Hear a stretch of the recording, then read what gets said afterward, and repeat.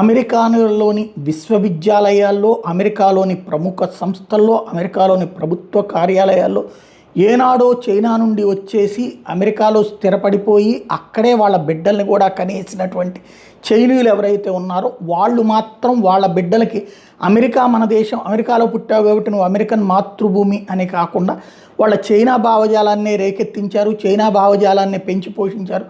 తద్వారా వాళ్ళే అమెరికాలో ఉంటూ చైనాకి ఇప్పటికీ తాబేదారులుగా వ్యవహరిస్తున్నటువంటి వేళ దాని మీదన సీరియస్ దృష్టి సారించినటువంటి పరిస్థితి FBI డైరెక్టర్ కాష్ పటేల్ది. తాజాగా ఈ లీడ్స్ మీదన సీరియస్ కాన్సన్ట్రేట్ చేస్తున్నారు.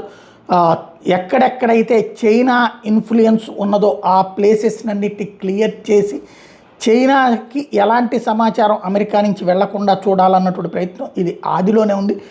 భవిష్యత్తులో ఇది ఎంతవరకు సక్సెస్ అవుతుందో చూడాలి. అట్లాగే చైనాకి అనుకూలురైనటువంటి మీడియానా లేకపోతే వ్యవస్థల వాటిని క్లియర్ చేసే ప్రయత్నం. బట్ ఆల్రెడీ అక్కడున్న యూనివర్సిటీల్లో చైనా ఆధిపత్యం వచ్చేసింది. చైనా ప్రొఫెసర్లు, చైనీ భావజాల ప్రొఫెసర్సు, ఈవెన్ అమెరికన్ ప్రొఫెసర్సు, ఇతర దేశాల ప్రొఫెసర్స్ కూడా చైనా భావజాలంతో ఉన్నటువంటి లేదా వామపక్ష భావజాలంతో ఉన్న ప్రొఫెసర్స్ ఉన్నారు.